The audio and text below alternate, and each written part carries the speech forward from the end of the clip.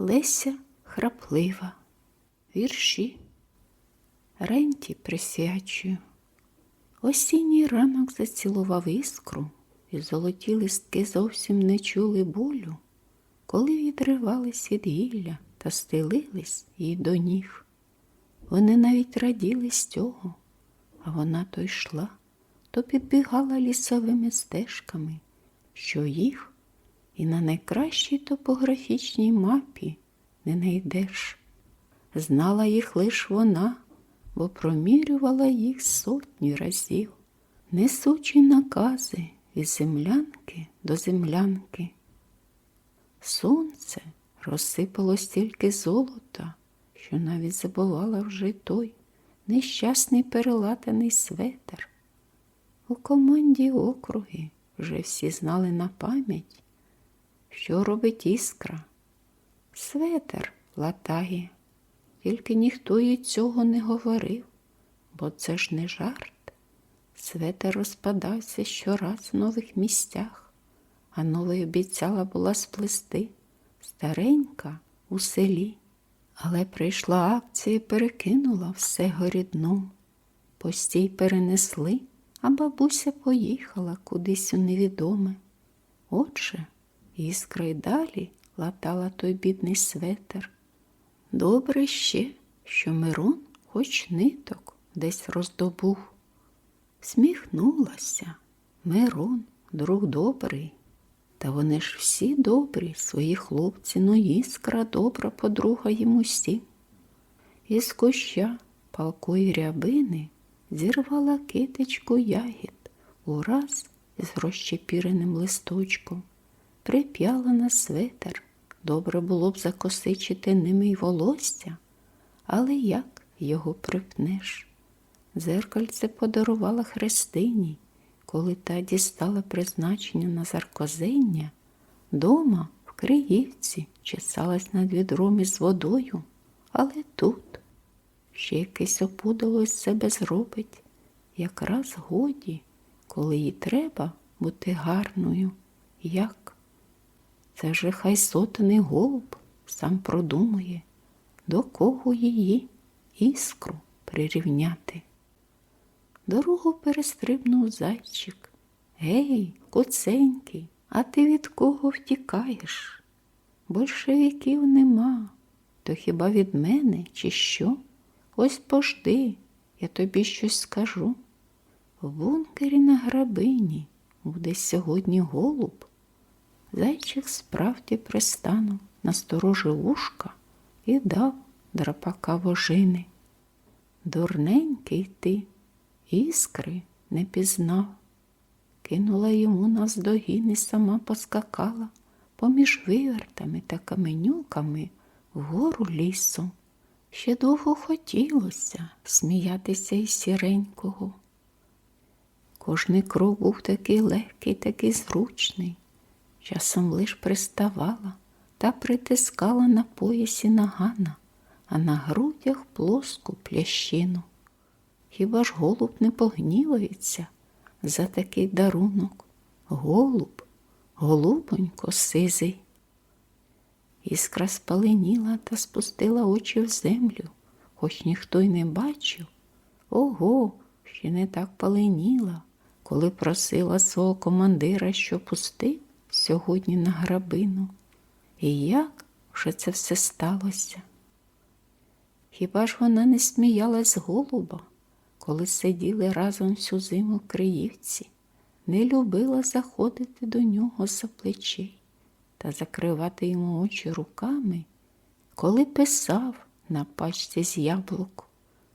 Кожний інший із собі засміявся б, зажартував би, а голуб тільки ждав спокійно, поки не відняла рук, і далі писав без слова.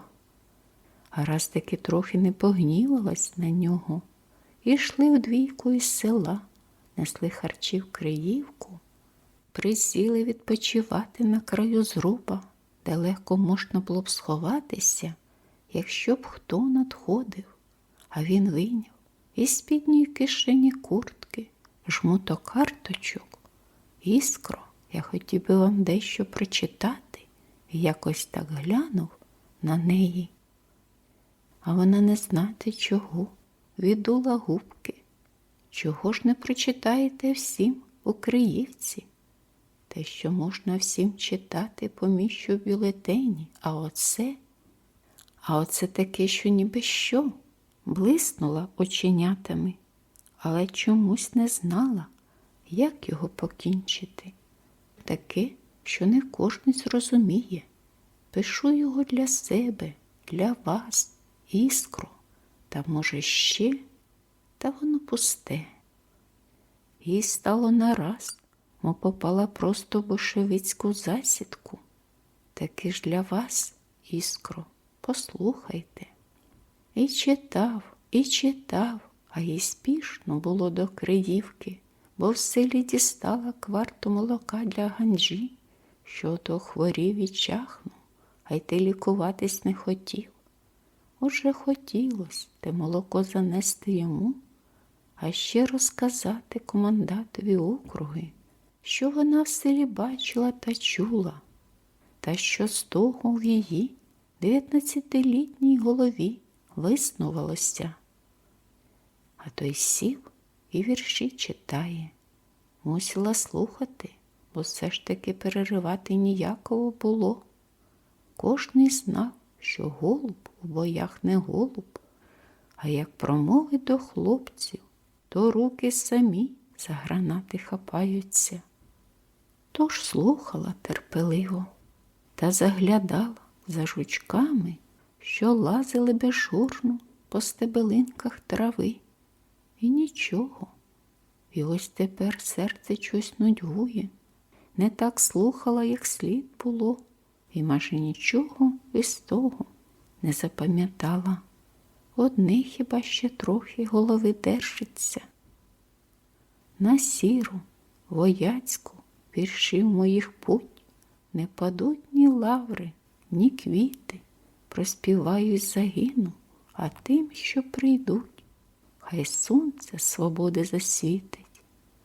І враз аж пристанула з дива, а може це тому, що стежка була тепер дуже стрімка, а вона трохи не бігла. Та був уже там один вірш присвячений їй, і як це він нараз так виринув із забуття. Повіки славитимуть образ твій, завзята в боях, непокірна, Борецьких Март і Галічко Софій, наслідниця гідна і вірна.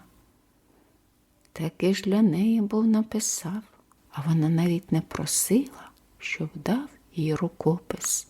Тільки, коли вже доходив до якого 6-го вірша, сказала, так неначе з подивом, а справді і не згадувати. Так багато їх маєте, і що зробите з ними? Замовк і глянув на неї так, що... Ну, як же вона могла тоді собі нічого не подумати? Склав вірші й почав. Звиваю, складаю у порожні пляшки та закопую в землю. Помовчав хвилину. Таких пляшок я вже багато позакопував, і тільки я знаю, де вони та що в них. Пробував вже ховати і в засмолених скриньках. Викопав одну після року. Весь папір розсипався від вогкости. В пляшках безпечніше, а ще коли обліпити корок свічкою. А колись їх викопаю, коли вийдемо з Криївок, з-під землі. Ви не знаєте, Іскро, як багато хочеться сказати в цих віршах.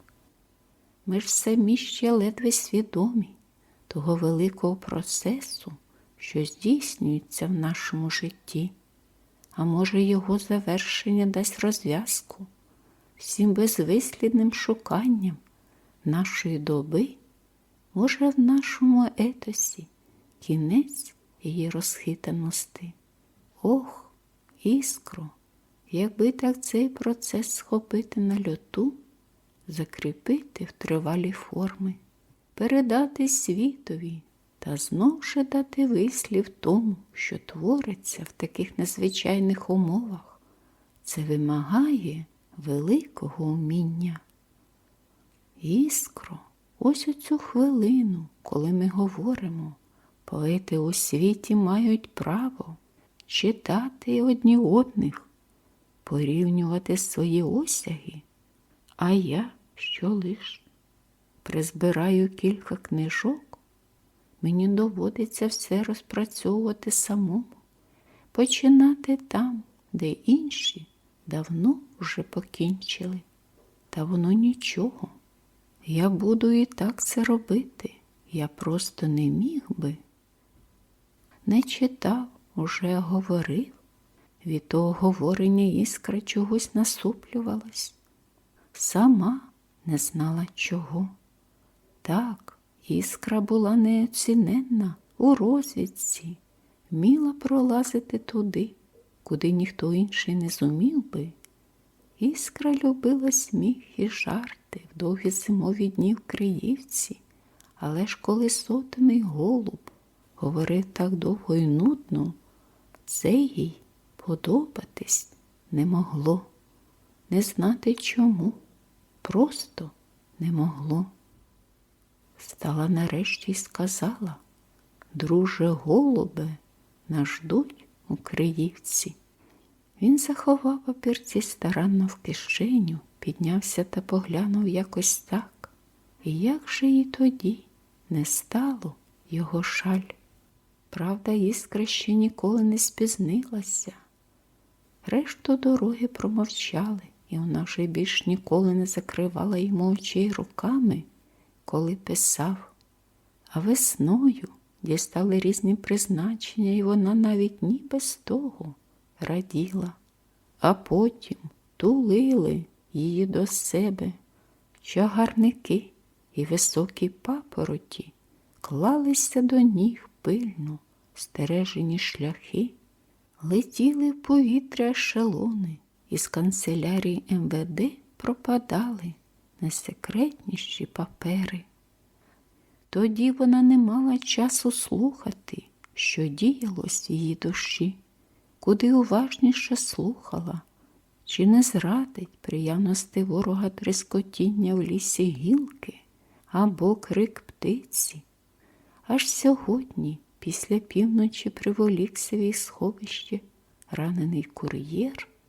Вона накладала йому перев'язку, а він ненароком сказав, що сьогодні голуб буде на грабині. А тоді нараз щось таке тепле розбудилось в ній. Хіба ж у голуба очі не карі? Хіба голос його не був голубиний, коли говорив із нею? Тож бо він їй одній розказав свою тайну. А вона, Боже, що це їй тоді на умі було? Як же так не спитати?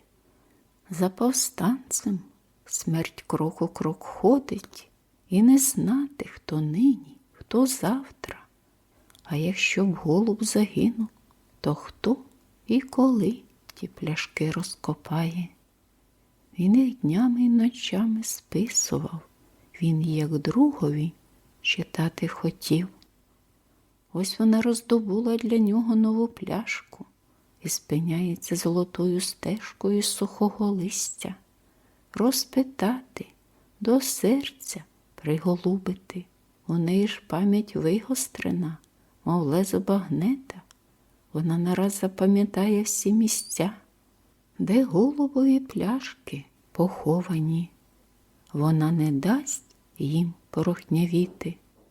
Ну, не сумуй, голубонько, Іскра йде до тебе.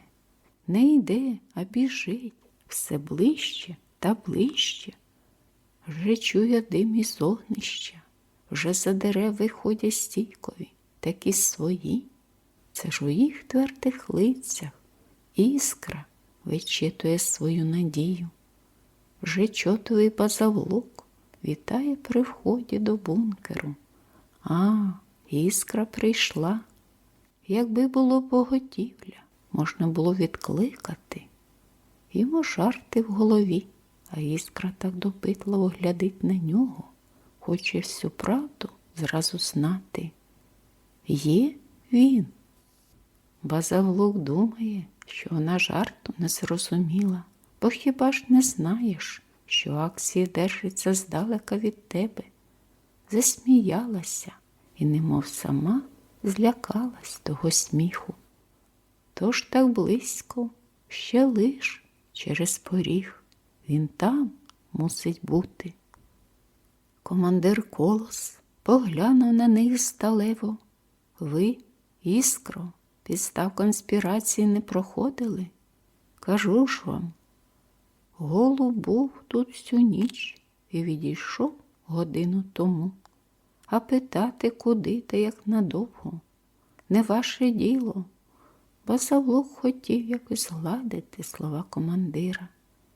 Ви ж розумієте, Іскро, кожен із нас мусить бути приготований на все.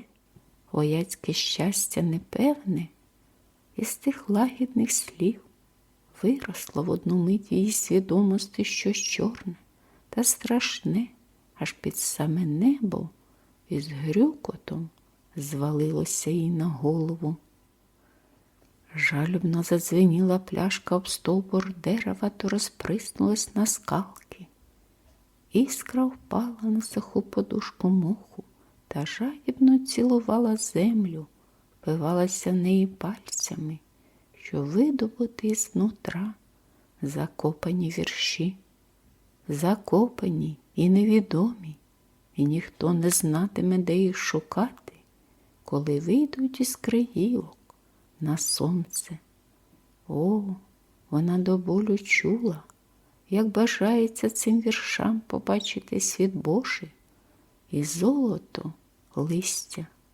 Ні, даремно, бо й кожний листок важко стогнав, відриваючись від гіляки, і ніщо на світі вже не могло надолужити втрати його життя. У порожнечі почула голос тихесенький, рівномірний. Що це? Але ж ні. Вона лиш лежала лицем на своїй руці та чула тикання годинника. Іскра ще ніколи не спізнилася, а командир казав же зголоситися перед смерком. Треба викінчити звіти, а завтра понесе їх до краєвого проводу. Підвелася, поспішно збирала відламки пляшки. Скло – це знак, що тут були люди, а це може значити для цілої грабини. Розгребувала руками мох і закопувала пляшку. В поспіху не бачила, як з пальців текла кров. Встала, пішла, спершу хиткою ходою, а потім щораз певніше, щораз тверше. Навіть не оглянулася, коли киточка рябини з її грудей покотилася на землю. Іскра ще ніколи не спізнилася. Западав вечір, і долина перед нею заснувалася туманом.